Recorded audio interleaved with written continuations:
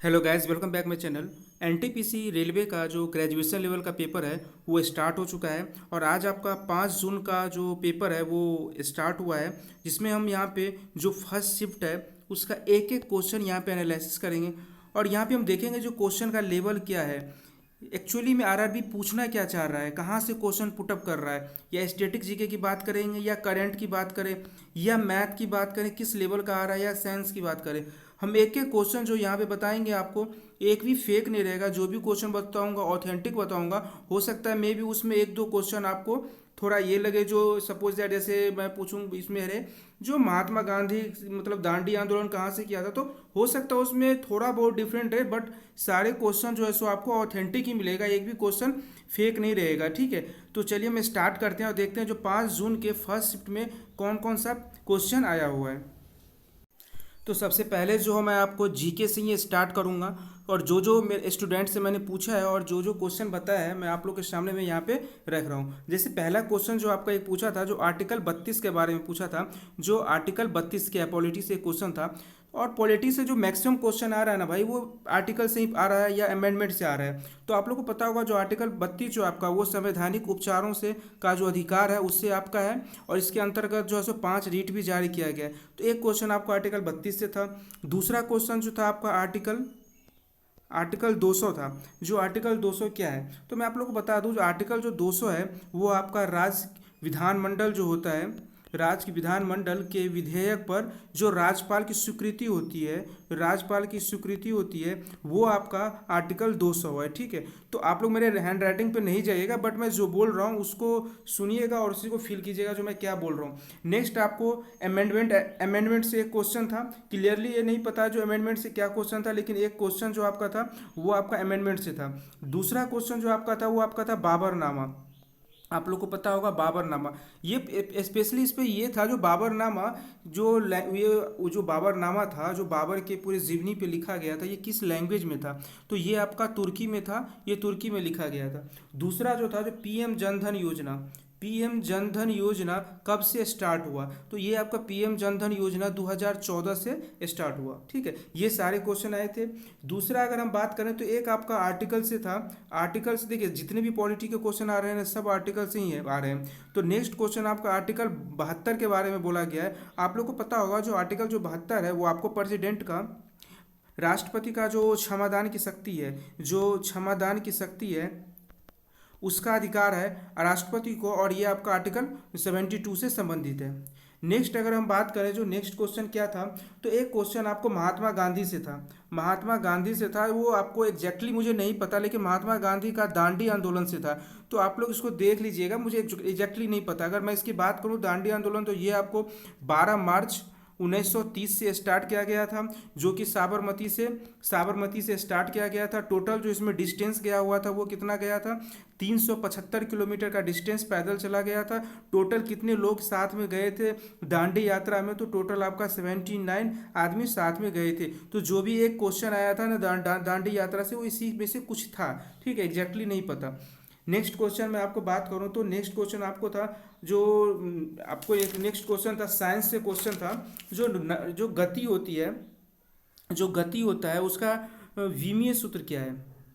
जो गति है इसका विमीय सूत्र क्या है, तो मैं आपको बता दूं गति का जो विमीय सूत्र है वो LT-1 गति का विमीय सूत्र है। ये आपका एक साइंस से क्वेश्चन था।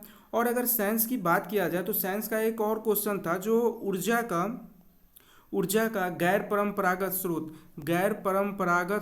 क्या है, गैर परंपरागत स्रोत क्या है। तो देखिए ऊर्जा का जो गैर परंपरागत स्रोत है, जैसे आप कह सकते हैं पवन ऊर्जा, सौर ऊर्जा, ये सब क्या है, ऊर्जा का परंपरागत स्रोत है। तो ये आपका क्वेश्चन क्या था, आपका साइंस से ये सारी क्वेश्चन आया था।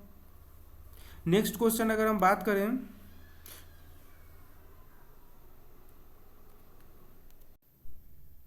एक साइंस का आपका क्वेश्चन था जो कि पोटेंशियल एनर्जी से क्वेश्चन था। तो पोटेंशियल एनर्जी का एक फार्मूला होता है, वो आपको न्यूमेरिकल क्वेश्चन था। तो फार्मूला आपका होता है जो कि mgh, जहाँ पे m आपका मास है, g आपका ग्रेविटी हो जाएगा और h आपका हाइट हो जाएगा। तो एक आपका पोटेंशियल एनर्जी से क्वेश्चन था, वो भी आपको मैं बता दिया, जो ये mgh से फार्मूला से आप बनाएंगे तो वहाँ पे बन जाएगा। दूसरा जो आपका था वो लकड़ी का जलना, आपसे पूछा था जो लकड़ी का जो जलना है वो कौन सी अभिक्रिया है, फिजिकल अभिक्रिया है, फिजिकल है या रासायनिक है। तो आपको मैं बता दूं, देखिए ये लकड़ी का जलना जो क्या है, ये आपका रासायनिक अभिक्रिया है। लकड़ी का जलना एक रासायनिक अभिक्रिया है, क्योंकि रासायनिक अभिक्रिया वो होती है जो अगर मैं इस पार्टिकुलर चीज़ से अगर ये पार्टिकुलर चीज़ बना रहा हूँ तो फिर इस धर से मैं वापस ये चीज़ नहीं बना सकता हूँ ना, तो ये आपका क्या हो जाता है, रासायनिक अभिक्रिया हो जाता है। सेम उसी तरह से जब लकड़ी जल जाएगा तो वो एकदम राख बन जाएगा, तो फिर उस राख से हम क्या कर सकते हैं, लकड़ी नहीं बना सकते हैं भाई। तो ये आपका क्या हो जाएगा, सिंपल सा ये रासायनिक अभिक्रिया हो जाएगा। दूसरा आपसे पूछा था जो WPL 2025 हुआ, ये WPL 2025 किसने जीता है? तो WPL 2025 जो है आपको, ये मुंबई इंडियन ने जीता है। तो WPL 2025 किसने जीता? मुंबई इंडियन ने जीता। ये आपका करंट से क्वेश्चन था। मुंबई इंडियन ने किसको हरा करके जीता? तो ये आपका दिल्ली कैपिटल को हरा करके जीता है मुंबई इंडियन ने। नेक्स्ट आपसे ये पूछा गया था जो कैग जो है, CAG जो है, कैग जो है आपका है, इसका अपॉइंटमेंट, इसका आप हेड कौन है? तो कैग का जो हेड अभी है ये आपका कौन सा हो जाएगा, संजय मूर्ति। संजय मूर्ति ये क्या का हेड हो जाएगा, ठीक है। तो अपॉइंटमेंट से भी एक क्वेश्चन था, अपॉइंटमेंट से ज़्यादा क्वेश्चन रहता है, तो ये भी अपॉइंटमेंट से भी क्वेश्चन था, जो क्या का हेड अभी कौन सा है, तो ये आपका संजय मूर्ति क्या का हेड हो जाएगा। दूसरा आपसे क्या पूछा गया था, जो पाइका विद्रोह है, पाइका विद्रोह जो है ये कहाँ हुआ था? देखिए एक पाइका विद्रोह से या तो ये पूछा था जो कहाँ हुआ था या कब हुआ था। तो मैं आपको बता दूं जो पाइका विद्रोह हुआ है, अब कोई में से एक पूछा था ये कब हुआ था या कहाँ हुआ था। तो अगर देखा जाए तो उड़ीसा में ये पाइका विद्रोह हुआ था, और ये कब हुआ था, तो ये आपका 1817 ईस्वी में पाइका विद्रोह हुआ था। तो ये सारे क्वेश्चन जो मैं आपको बता रहा हूँ ना भाई, बहुत मुश्किल से क्वेश्चन आते हैं कि सबसे एक नहीं 10 कैंडिडेट से जाकर के पूछने पड़ते हैं, तब जाकर के ऑथेंटिक क्वेश्चन का पता चलता है। तो हर रोज मैं जो अभी तो 24 तारीख तक 25 तारीख तक NTPC का पेपर चलेगा, तो हर रोज मैं यहाँ पे हर शिफ्ट का अपडेट लेते हुए आऊँगा। तो आप लोग जरूर हमारे चैनल को सब्सक्राइब कर लें और शेयर कर लें। तो नेक्स्ट एक क्वेश्चन आपका था जो वेदांत कॉलेज जो है, वेदांत कॉलेज की स्थापना किसने किया था? तो देखिए वेदांत कॉलेज की जो स्थापना किया था ना, ये आपका राजा राम मोहन राय ने वेदांत कॉलेज की स्थापना किया था। नेक्स्ट मैं आपको स्टार्टिंग में बताया था जो पॉलिटी से जो क्वेश्चन आ रहा है ना, वो संशोधन अमेंडमेंट से आपका और आर्टिकल मेनली पूछा जा रहा है। तो देखिए एक क्वेश्चन पूछा था जो 97 का संशोधन किस चीज़ से रिलेटेड है। तो मैं आपको बता दूं 97 का जो संशोधन है वो आपको सहकारी समिति से बिलोंग करता है, ठीक है। एक और ये देखिए हर शिफ्ट में आपको भी पता होगा जो रेलवे एक या दो क्वेश्चन कंप्यूटर से पूछता है। पहला शिफ्ट में जो कंप्यूटर का एक क्वेश्चन आया था ना, वो आपको पूछा था CPU का कौन सा पार्ट नहीं है। तो मैं आपको बता दूं उसने ऑप्शन दिया था CPU का पार्ट में ALU एक ऑप्शन दिया था जिसका फुल नेम होता है अर्थमेटिक लॉजिकल यूनिट, एक CU दिया था जिसका फुल फॉर्म होता है कंट्रोल यूनिट, दूसरा आपका तीसरा जो आपका है सो रजिस्टर दिया हुआ था, क्या दिया था, रजिस्टर दिया हुआ था, और एक कोई और ऑप्शन दिया था मॉस दिया हुआ था। तो मैं आपको बता दूं कि ALU भी आपका CPU का भाग है, कंट्रोल यूनिट भी CPU का भाग है, और रजिस्टर भी CPU का भाग है। बट यहाँ पे जो मॉस या कोई सा भी इसके अलावा तीनों के अलावा अदर ऑप्शन दिया है तो वो आपका CPU का भाग नहीं है। तो ये सारे जो क्वेश्चन मैं अभी आपको बताया हूँ ना भाई, ये सारे क्वेश्चन ऑथेंटिक क्वेश्चन है जो कि जीके का पूछा गया है। ये सारे क्वेश्चन ऑथेंटिक क्वेश्चन है। एक और क्वेश्चन मैं आपको बता दूं जीके का जो पूछा गया था, मैं सब नोट करके रखा हूँ भाई।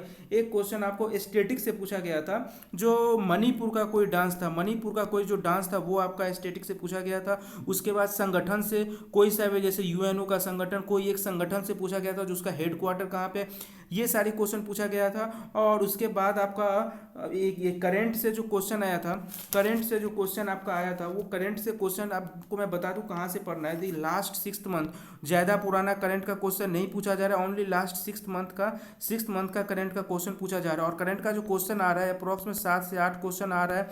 करंट का क्वेश्चन बहुत ही अहम भूमिका निभा रहा है, तो ये सारे क्वेश्चन पूछे जा रहे हैं। अगर मैथ की बात करें तो मैथ देखिए हर टॉपिक से पूछा गया था, चाहे LCM HCF हो, प्रॉफिट लॉस हो, टाइम एंड वर्क से हो। उसके बाद अगर देखें तो कोऑर्डिनेट ज्योमेट्री से भी एक क्वेश्चन पूछा था, वो अच्छे लेवल का पूछा था। एक आपका ट्रिगोनोमेट्री से क्वेश्चन पूछा था। ट्रिगोनोमेट्री से इस टाइप का क्वेश्चन पूछा था जैसे साइन थीटा बराबर 8/17 है तो tan थीटा का मतलब नहीं होता है, एक आपका याद होगा जो 8, 15, 17 का ट्रिपलेट होता है, उस टाइप का आपका पूछा गया था, ठीक है। ये आपका पूछा गया था। नंबर सिस्टम से क्वेश्चन था एक। एक आपका सिंपल इंटरेस्ट से क्वेश्चन था। तो और आपका ये टाइम एंड वर्क से टोटल 3 क्वेश्चन पूछा गया था, टाइम एंड वर्क से टोटल 3 क्वेश्चन था। तो ये आपका मैथ का लेवल देखे तो मैथ में आपको कम से कम 3 या 4 क्वेश्चन जो ऐसे थे जो ज़्यादा कैलकुलेटिव थे, बाद बाकी क्वेश्चन जो था सो ठीक ही था। अब 30 क्वेश्चन आ रहा है भाई, तो उसमें जो है सो कम से कम देखिए 30 क्वेश्चन में कोई भी शिफ्ट रहेगा ना, 30 क्वेश्चन में 20 क्वेश्चन आपको ऐसा रहेगा जो आप आराम से वन वे में लगा लेंगे, 5 क्वेश्चन ऐसा रहेगा जहाँ पे आपको थोड़ा टाइम लगेगा, आप सोचेंगे तब जाके लगेगा, और 5 क्वेश्चन ऐसा रहेगा जहाँ पे आपका कैलकुलेटिव रहेगा, थोड़ा लेंदी रहेगा। तो वो तो हर शिफ्ट में आता है, तो उसको आप मॉडरेट बोल सकते हैं, तो वो आपको मॉडरेट लोग कह सकते हैं। मैथ का ये सीन था। दूसरी अगर बात करें इसका रीजनिंग का बात करें, तो रीजनिंग में भी हर टॉपिक से क्वेश्चन होता था, चाहे वो सीटिंग अरेंजमेंट हो, दूसरा ब्लड रिलेशनशिप हो, उसके बाद कैलेंडर से भी था, क्लॉक से भी क्वेश्चन था, उसके बाद जो मिरर इमेज होता है इससे भी क्वेश्चन था। तो रीजनिंग जैसे मुझे स्टूडेंट से पता लगा जो रीजनिंग आप इजी बोल सकते हैं, रीजनिंग ज़्यादा टफ नहीं था, एक नॉर्मल रीजनिंग था। जैसे PYQ आप सीरीज देखते होंगे, कोई सा भी NTPC का PYQ पेपर उठा लीजिए, उसमें जो रीजनिंग का जो वो लेवल रहता है उसी लेवल का रीजनिंग का लेवल पूछा गया था, ठीक है। और बाद बाकी जो आपको मैं मैथ का बताया गया, तो ये अगर ओवरऑल देखा जाए तो पेपर का जो लेवल था ना, वो आपका इजी टू मॉडरेट आपका पेपर का लेवल था। अगर अटेंडेंस की बात करें तो टोटल अगर जो स्टूडेंट सबसे पता लगा, मैंने 10-15 स्टूडेंट से पूछा तो उसने बता रहा था जो 70% अटेंडेंस रहा है। ऐसा नहीं है जो बहुत कम अटेंडेंस ठीक ठाक रहा है भाई, 70 से 75% तक अटेंडेंस रहा। तो ये सारी चीज़ें जो था, ये आपका आज का फर्स्ट शिफ्ट का पेपर था। तो ऐसे ही मैं हर रोज आपको जितना भी एनालिसिस होगा मैं आपको बताता रहूँगा, तो चैनल को जरूर सब्सक्राइब और शेयर कर लें। Thank you.